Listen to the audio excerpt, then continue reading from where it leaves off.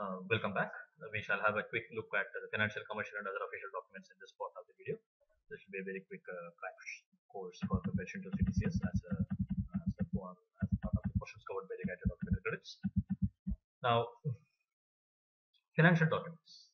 Financial documents are drafts, bills of exchange, promissory notes, etc. Commercial documents are invoices, packing lists, weight lists, and other things that are used in the normal commercial trade. Other financial documents may be licenses, invoices, or consular endorsement on certain documents, or requirement for to be vised and endorsed by other agencies. These documents are called for under credit for various purposes. Legal documents. These are legal documents evidencing claims or amounts owed, and it's a predecessor to DCs. Bills of exchange or drafts are separate actionable claims recognized by various laws and jurisdictions as negotiable instrument, and these were used prior to credits. These were predecessor to DCs. Even in the history, we have seen when the traveler's letter of credit was issued, the bills of exchange were used for the banks that were paying money to the traveler to claim from the issuer of the letter of credit. So these are the legal documents. These are separate from the credit, and so in certain countries it can be proceeded for a criminal under the criminal law if a bill of exchange is dishonored. But if a credit is dishonored, or if underlying sales contract terms are dishonored, they will be proceeding against in a civil law. Sorry. Now, this can be used for settlement of domestic as well as foreign debt, but if it is for, depending upon whether it is an inland bill or a foreign bill, the stamp duty will be different in different countries and regulations will be different in different countries. And so, sometimes in international trade, a foreign bill will not be asked for to avoid additional costs and formalities related to it. It is negotiable instrument. That means the transfer of title is possible by endorsement and or delivery. And the transfer of title on a bill of exchange is free from defects. We have seen that bill of lading is a quasi-negotiable instrument, and when a bill of lading or when a multimodal BL where the last leg is by C, when it is used as a quasi-negotiable instrument, the title transfer is subject to the defects, previous defects. So if somebody has stolen a bill of lading and pass it on to you, you will not get the full rights because the thief who is giving away the bill of lading to you does not himself have the right or ownership or title of such document. But in case of bill of exchange, it is free from previous defects as long as you are holder in due course and you took it free of any information about the defects in a fair fashion. And holder in due courses, you have paid some adequate consideration in return for having taken this document by endorsement and delivery. So when you are paid a valuable consideration, when you are not aware of the previous defects, then you become a holder in due course. You receive the bill of exchange free from previous defects. Another important aspect of the negotiable instrument is that when you have a bill of exchange or a draft drawn, and if it is not accepted upon presentation, or if it is not paid on due date, though it is accepted, you have a concept of protest. You can go to a notary public in many jurisdictions and ask them to present this again. They will present it to the drawee, and the drawee may or may not accept, and they will record it, and that will become an evidence in the court of law that it was actually presented but not accepted, or actually presented but not paid. This advantage is available only for negotiable instruments. What is it? It is an unconditional order. A bill of exchange or a draft is an unconditional order. It is signed by the person giving it. Under a letter of credit situation, the beneficiary of the credit, the shipper, will give a bill of exchange, and it will be drawn upon a person to whom it is addressed. Sorry. The person to whom it is addressed should pay. It will be drawn on the issuing bank. It will be addressed to the issuing bank. Addressing the issuing bank is called the drawee, and the drawee will have to accept that document. So it is an unconditional order signed by the person giving it. It will be addressed to the person who should agree to pay. It is called the drawee. It should drawn on the party who should pay. It will say a certain sum of money has to be paid. The sum of money is certain, and it will also say it should be paid to the bearer or the specific party. And in many of the cases, it will say it should be paid to the beneficiary, and it is payable either on demand or on a certain date or after a specific period. So it will say the term after which it has to be paid. It should say to whom it should be paid, what is the amount of money and what is the currency. It will be drawn on the drawee for acceptance, and it is an unconditional order signed by the maker of the bill of exchange called the drawer. This is what is normally a bill of exchange. The nominated banks may purchase or prepay drafts or documents. So if there is a draft or document in the transaction, it is advantageous to the beneficiary because it could be purchased or prepaid, provided these drafts or documents, and in case of a negotiation, it should be drawn on a bank other than nominated bank. But in case of a acceptance or a deferred payment situation, in deferred payment we don't call for credits. In case of acceptance, we will call for credit. So this is used mostly in either in negotiation or in acceptance. In negotiation, it is not necessary. In deferred payment, we don't call for. In acceptance, we do call for, and it can be drawn on nominated bank or the issuing bank as the credit calls for, and it can be purchased or prepaid so that there is a liquidity for the beneficiary. Now, it must be possible to establish the maturity date from the data in the draft itself, which means the certain date on which it has to be paid should be explicit in the draft itself. How can it be explicit? It can be explicit in multiple forms. They can say maybe 1st January 2014, 1st January 2015, or they can say 30 days from 1st December, or they can say 30 days from bill of lading date being this, or they can say 30 days from date, and then the date of the draft will be same as the date of the bill of lading, and things like. The words from and after can be used, and if they are used, the date is excluded. That means it's considered as a day zero. So 30 days from 1st January will be 30 days after 1st January, and 30 days after 1st January means 1st January is day zero and 2nd January is day one. This is explained in Article 3 of the UCP, made very clear in the definitions. Now, in case of multiple vessels are used and multiple onboard notations are there, earliest of these dates is considered for calculation of the maturity date. In case of multiple vessel and multiple onboard, the earliest date is taken. In case of same vessel but multiple on board, in case there is a same vessel, voyage is the same vessel, then latest of this dates is taken. Why latest of this dates is taken? Now we are saying that the tenor agreed by the party is 30 days from shipment. If it is same vessel, though when there is multiple on board, we are taking the latest date because he is completing the shipment by providing the goods to the vessel only on the last day. If there are 10 days, the last one, the latest one is being taken because only on that day he is completing the shipment. So we are giving him time 30 days from that date for getting the payment. But in case there are multiple vessel and multiple onboard notations, then the earliest date is taken because on the first day itself he had shipped the goods, and it is multiple vessel is acceptable in our situation because probably because partial shipment is allowed. And if partial shipment is allowed, the earliest of the dates he made the shipment, from that date we allow him 30 days, and then we have to effect the payment on that day. The draft has to be drawn and signed by the beneficiary. The bill of exchange called for by the credit will have to be drawn and signed by the beneficiary. The drawing may be the SWIFT address of the mentioned in the credit if the credit talks about a SWIFT address, or it can have the full name and address of the bank. It can be interchangeably used, and there is no discrepancy because of that. In case of negotiation credits, draft drawn on a bank other than nominated bank is required. In case of acceptance credits, draft can be drawn on nominated bank. It should be drawn on the bank who is willing to act as per nomination. If it is available with any bank, there may be bank A who is willing to act as per nomination, bank B not willing to act as per nomination. So they will have to draw on the bank that is willing to act as per the nomination. Now, if the nominated bank does not honor, they can draw on the issuing bank or confirming bank. They can draw on another bank, or they can send as it is to the issuing bank or confirming bank without changing the draft. If it is drawn on the confirming bank, and then they can ask the confirming bank to be sent to the issuing bank without changing the draft or drawing another draft on the issuing bank. So when the documents are sent to the issuing bank and when they are not compliant documents in the counters of the confirming bank or the nominated bank, there is no need to draw a fresh draft on the issuing bank. Draft and applicant is not to be called for. If it is called for, only Article 14 will apply. If any other article is to be applied or if any other data has to be examined, the LC has to make it clear so that the nominated bank is aware what is expected. If the draft and applicant is called for in the applicant, most of the time it will be considered as an additional document only. In some countries do not allow corrections in draft, so the draft data should not be altered, and so a fresh draft will have to be drawn for, and the LC has to make it clear that this is required by means of a suitable stipulation record. Suppose, sorry for that, if it is XX days after sight, 60 days after sight, 30 days after sight, if it is a compliant document, then it is paid 60 days from the date of presentation. If it is drawn on issuing bank or a nominated bank, and if it is discrepant, then we will have different way of looking at it. What is it? The draft will be payable 60 days after the day of presentation if it is compliant, and if it is present to the issuing bank, or if it is compliant and present to the nominated bank. If it is not compliant, it will be paid 60 days after the date of presentation if it is not refused. If it is not compliant and if it is not refused, then it is considered as clean or compliant. And if it is not refused, because it has to be honored, it will be paid XX days after the date of presentation.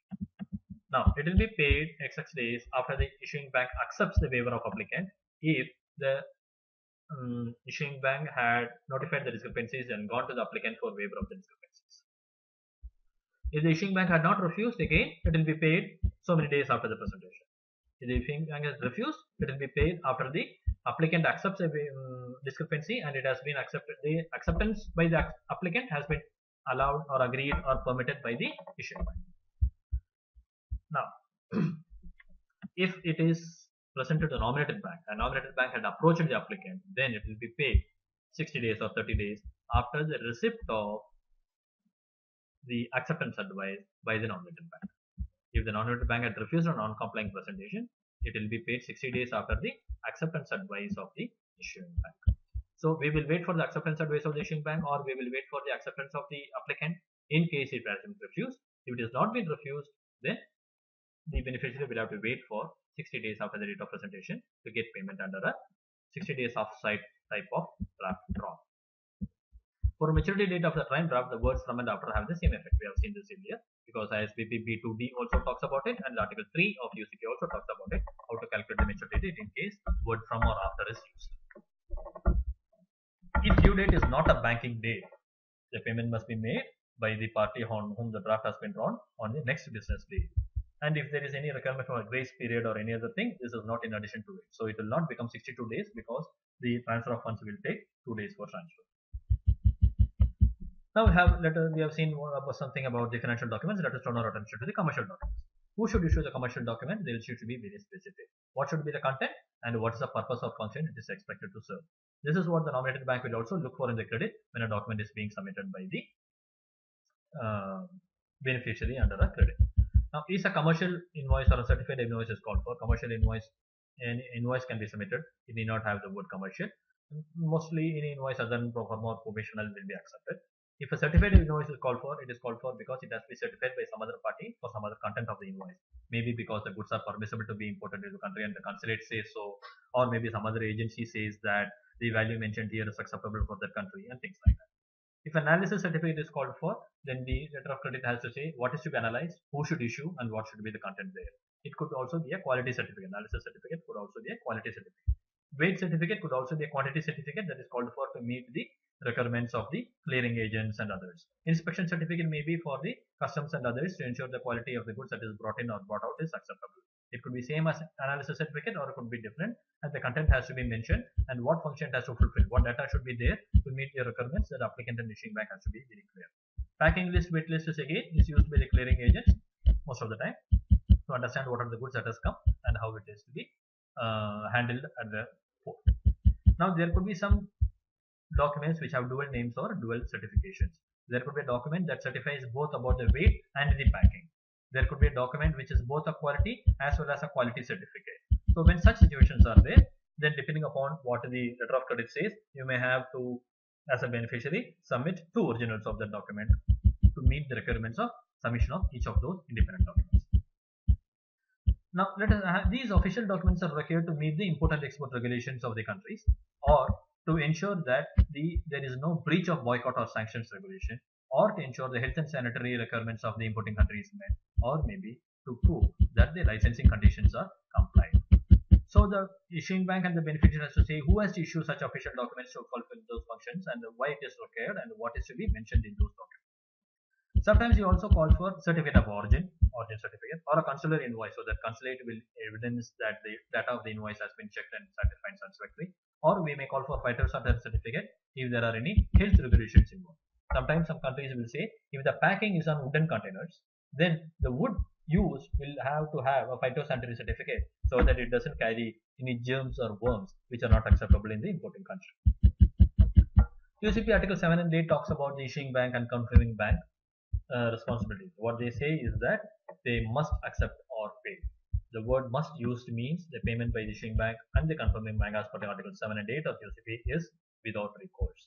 The term without recourse signifies that proceeds of the draft are made freely available to the drawer, the beneficiary or a bona fide holder. The proceeds of the draft are made freely available to the beneficiary or bona fide holder. Without recourse means without any restrictions or reserve on it. Generally, a nominated bank or a confirming bank is the party who is asking to be paid by the issuing bank. Nowadays, drafts usually not called for inside negotiation and effort. Article 18 is the one that will be used for examination of documents when invoices are called for. Further clarifications are available in ISBP C1 to C14. Any type of invoice can be submitted. It should not be provisional or pro forma. It has to be issued by the beneficiary. The description should correspond to the credit. If Incoterm is mentioned in the credit, it has to be mentioned in full by the document submitted. What it means? It means CIF Hong Kong Incoterm 2010. All the 4 words should be there. CIF Hong Kong alone is not enough. CIF Hong Kong Incoterm alone is not enough. It should say the CIF Hong Kong has to be interpreted as per the Incoterm 2010 version of the ICC publication. It should reflect the actual shipment. If 5 cars and 10 lorries have been called for, if only 1 car is shipped, the invoice should say only 1 car has been shipped. It may indicate non-conflicting additional data. It may say any information about the data: blue color car, passenger car, 4-person car, 4-door car, diesel car, dual fuel car. It can say any information. It should not have, this additional data should not be conflicting. It should not say second-hand car, used car, refurbished car. It should not say. It can indicate the value. It should indicate the value of the goods shipped. It should indicate unit price if mentioned in the credit. It should give the breakup of the cost, insurance, freight, and other things if called for by the credit. It should be in the currency of the credit, and it can also mention discounts and deductions allowed. So if 100 rupees or 100 reals or $100 or 100 euro or 100 Sri Lankan rupee, 100 Pakistani rupee, whatever be the value of the goods, it should mention the currency. It should mention whatever discount is allowed, 10% or 5%, and it should also allow any deductions for advance payment made or retention money payable. Whether these discounts and deductions are mentioned in the credit or not. It should not be drawn. It can be drawn for an amount over and above the LC value, provided the amount claimed, amount in the draft, amount demanded under the presentation is well within the amount allowed in the credit. It should not evidence additional shipment. It should not evidence the goods not called for in the credit, even though they may be free of charge. There is no need for sign or date in the invoice unless and until the letter of credit calls for. Article 14. Article 14 is explained further and elaborated in ISBP A20, A39 to A41, and this talks about how the examination of a document happens when it is presented to the nominated bank, the concerned bank, or initial bank. Applicant bears the risk of ambiguity, and so it has been made very clear. For example, calling for an inspection certificate without further qualification neither guarantees the documents will be presented, nor shows what has been inspected and what's the finding of the inspection, nor it shows inspection has been undertaken by the party that they had in mind, nor will calling for an inspection certificate guarantee that it will show the goods did in fact meet the inspection standards. It will not show what standards were met. It will not show whether it met the inspection standards. It will not show whether it has been issued by the appropriate authority, or it will not show when the inspection has been undertaken. And if these elements has to be shown in the inspection document presented, then when you are calling for an inspection certificate, we have to be very clear what sort of certificate we are calling for and who has to issue it, what should be the content, and what should be the items declared in it, and what terms it should meet, or what conditions it should meet, or what the data should be complying with, what are the basic standards required. So the letter of credit will say, if there is a sulfur content, it should be like this. If there is a calcium content, it should be like this. If there is a potassium content, it should be like this. The LC has to state. Only then the inspection certificate will be meeting the satisfactory needs of the party who is buying the goods. The need to show a date on the certificate, on any certificate, will be determined by the nature and content of the certificate. Depending upon what is being certified, the certificate may need a date and may need a signature. It can be dated on or before the date of presentation, but it cannot be, no certificates can be dated after the date of presentation. It should not contradict the credit requirement. It should not contradict the other documents. For example, if there is a pre-shipment inspection certificate, it can be undated. But if it is dated, it cannot be dated after the shipment, because pre-shipment cannot. If it is dated after the date of shipment also, it will be accepted by the bank unless the credit states what should be mentioned there. So the date of the pre-shipment inspection certificate does not say when the inspection had happened. Certificate of origin. It is not specifically referred to in UCP. The certificate of origin is not specifically referred to in UCP. It is elaborated or explained in L1 to L8 as to how it should be. The certificate should relate to the invoiced goods. The origin certificate should be in the form of GSP Form A or something similar to that if it is called for by the credit in such a fashion. It can be issued by any entity. It can be titled in any fashion. But if required to be issued by the beneficiary, then certificate of origin may be issued by identifying the beneficiary by a Chamber of Commerce. So if LC calls for a certificate of origin to be issued by the beneficiary, the Chamber of Commerce may issue, and it should identify the beneficiary.